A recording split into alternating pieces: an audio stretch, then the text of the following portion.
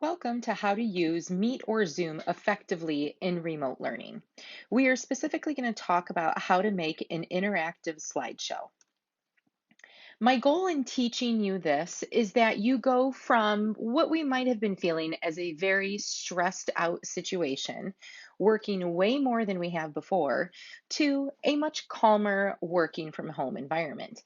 I have a feeling that this will translate into a calmer attitude for students' families as well.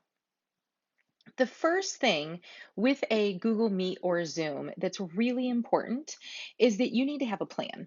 You need to have an agenda that is clearly sent to both students and parents, especially during your first few meetings. You need to let them know what to expect and what topics that you're going to go over. And that you also plan to work in a little bit of free time at the end. Although the kids can see each other, they're really missing that personal interaction and do need to talk to one another. A class of 25 kids talking to each other is not the same as a class of 5 or a smaller group talking to each other. So please keep that in mind as far as how students are building relationships. The next thing in your email, you need to have expectations, letting the students know when they can expect you to drop the link for your meeting, making sure all passwords are safe. When they enter the meeting that their microphone is muted.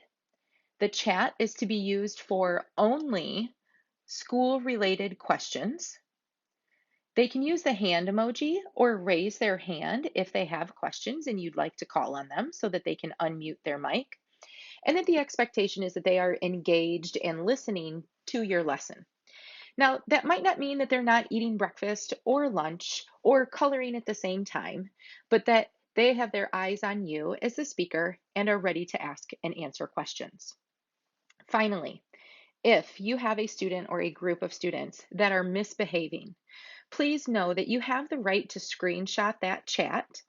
Please make sure that you delete or hide any other student names and that you can have a conversation with the students, parents, and your principal about inappropriate use during a live meet or Zoom. My personal opinion, and please check with your own principal and administration, is that doing a live meet or Zoom in a class setting is a privilege. Because remote learning looks differently, their behaviors in the classroom might be a little bit different, but we all need to make sure that this is a safe environment for everyone. They can still get their lesson and their information or direct instruction from you, but in a different format.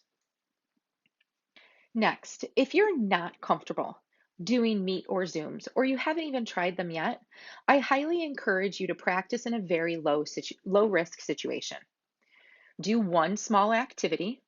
In the agenda, you let the kids know you're going to share out the answers for your social studies assignment, or share with me one fun thing that you did with your family. You might do a read aloud or meet with smaller groups, 5 to 7 students, maybe just the boys or just the girls, or just table groups. Again, a small group can look very different for your classroom. I would definitely keep your first couple of meetings short. 5 to 30 minutes is plenty of time to go over the expectations with the students, to engage with them a little bit in communicating. Teaching them how to use a Zoom or Meet effectively is a skill that they need to learn. They need to be reminded how to turn off their microphones. They need to know how to use a chat feature correctly. And that's something that you will teach them through these Zooms or Meets. And finally, sending out an email, especially for those first few Zooms or Meets, letting parents and students know what worked and what didn't work as well as you had hoped. It might look something like, thank you to all of you who were able to join us. I really enjoyed the discussion that we had around the book that we are reading. It was also apparent that so many of you already know how to mute your microphones. Thank you so much for doing that. And just a reminder, the chat should be used for school-related questions only. The next portion of this PD is going to be showing you how to teach through interactive Google Slides.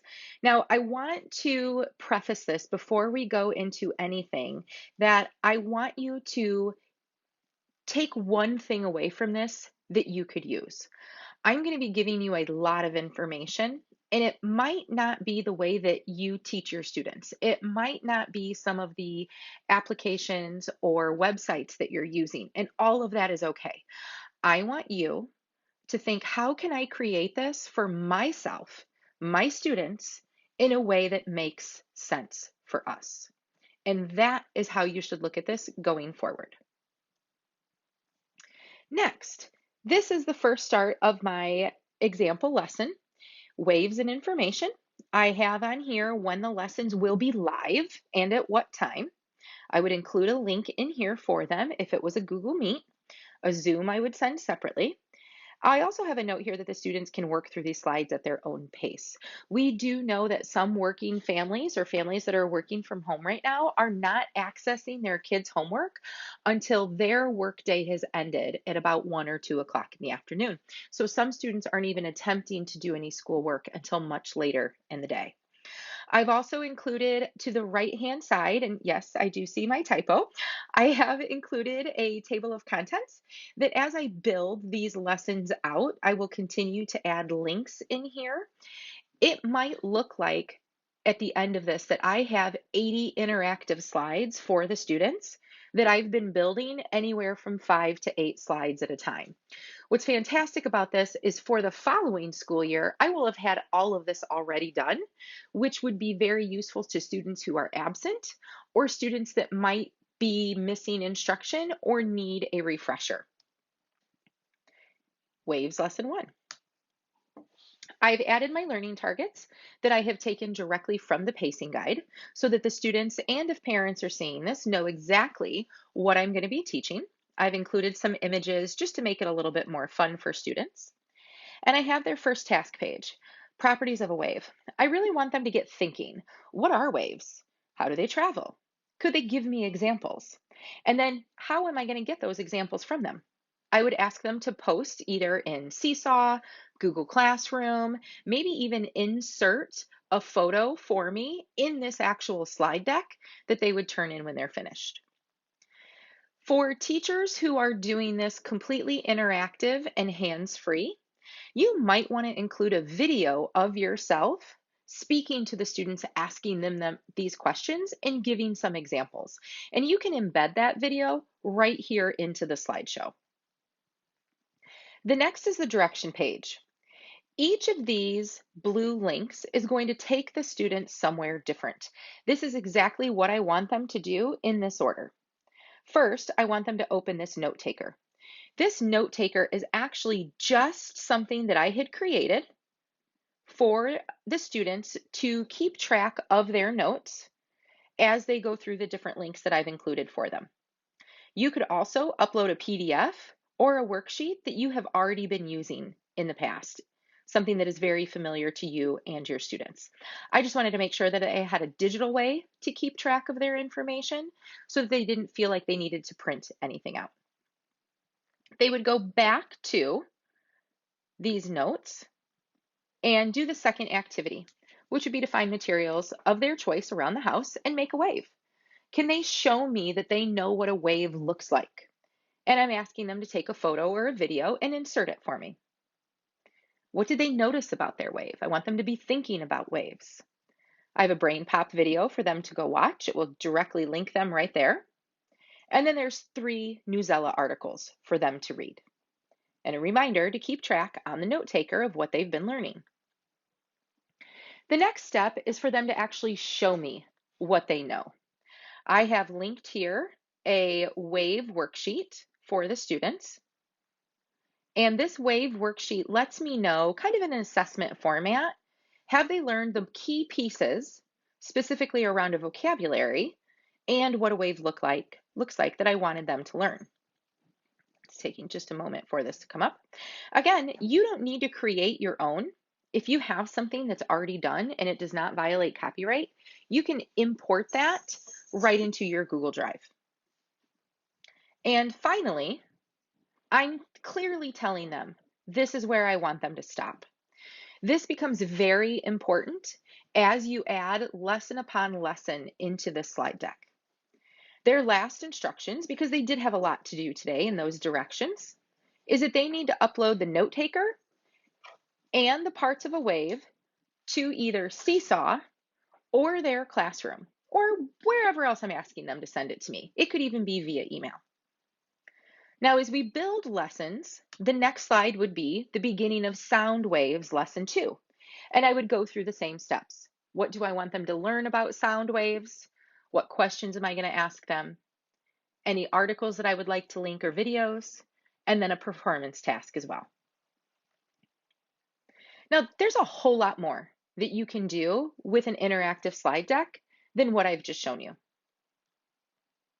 You can upload it directly to your Google Classroom, and when you do that, it will force a copy for each student.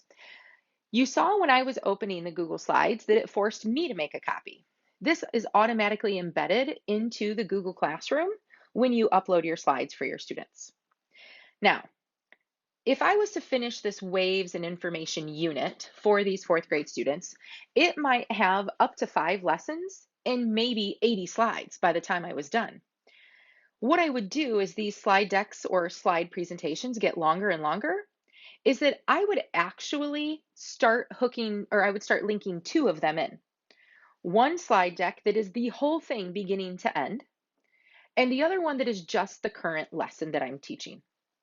The reason I think it's important to include the entire slide deck with all of the previous lessons is because students might need to go back to what you had taught them before, and this gives them a way to access the information in a way that's important to them and when it's convenient to them. And you guys, learning should be fun. I have heard this many times through the years. You have an opportunity here like none before to make your classroom very, very fun. Students are taking in information visually. We know that. The research has shown us that. When they look at technology at home, they're thinking of technology via TikToks, YouTube videos, Twitch channels, and video games. As teachers, we need to change the way we're presenting our information a little bit so that we can grab the attention of students. And some safe ways to do that are by downloading the Bitmoji and the Giphy extension in the Google Store. You can add those right to your desktop. I have my extensions added right up here. This is the Bitmoji one, and this is the Giphy one. I've also included 2 different places that you can download some very fun slide templates. You can go to Slide Carnival or Slides Mania. That's where this slideshow came from. It gives the cute paper and the Post-it notes and the Polaroids, and it really sets it up nicely for you without you having to do that format. You can also add emojis as any icon. There are the step-by-step directions to do that here, so you can add those to your slide decks, and there is a video for you as well. You can also go crazy. If what I've shown you before you are already familiar with, and you're looking for a way to ramp up what you're doing with your students, any one of these would make a great addition. If you are what I would say a very high tech achiever and you're very comfortable with technology, feel free to app smash away with Screencastify, Padlet, Flipgrid, YouTube videos, or screen recordings. The sky is the limit. However, I really want to caution you to not jump into more technology than you're ready for, more technology that your students are ready for, just because you feel like you need to compete with a different teacher. Your students know you. They know your style of teaching, and that's who they want to hear and see, not a different teacher with a whole bunch of different apps that they're not familiar with. Rolling out a lot of apps that students are not familiar with from home becomes very difficult because you're trying to teach the tech remotely. I don't want to say not do it. I just want you to be ready and make sure that you're getting help from your colleagues, teammates, teacher librarians, and TOSAs. Some of these resources were done with professional development today. If you wanted to visit one of those and you didn't get a chance, I have linked all of the presentations here at the bottom, and you can download everyone's slide deck and possibly a video or Screencastify like this one. The next thing that you can do is you can insert an audio file into your Google Slides. This helps for people who are not comfortable being on camera in front of their kids. They also might not want to record a video, even if the kids would be watching it later. This allows you to record an audio file with your voice so the kids can still hear you and you're able to clearly tell the students what you would like them to do. And these are the steps. You need to record your audio file with either voice memos or GarageBand that you can find on your iPad or iPhone. If you're on your laptop, you can do this via GarageBand or QuickTime. Save that video, and then inside your Google Slide presentation, you would insert audio, find the file that you've created, and you're done. Now, if you'd like step-by-step directions for this or to watch someone else do it, please click this link and it will take you to Shake Up Learning, which is a fantastic resource that will show you how to do that in those steps. Another question that came up quite a bit during the 3 presentations today were how to split screen during a Meet or Zoom. I know that there's a lot of words on this page, so what I'm going to do is I'm going to break it down for you and let you read them at your leisure. You need to do the one that makes the most sense to you. If all of these are brand new to you and you're not familiar with them, I encourage you to reach out to your librarian or your TOSA, and we will be happy to do a meet with you so that we can walk you through those steps and watch you actually do it. So if things don't work, you have someone right there to help you. However, there are multiple ways to do a split screen or to display from 2 devices. Next up, this is the link for how to add a grid extension or the Giphy and Bitmojis that I mentioned before. And I thank you for joining me.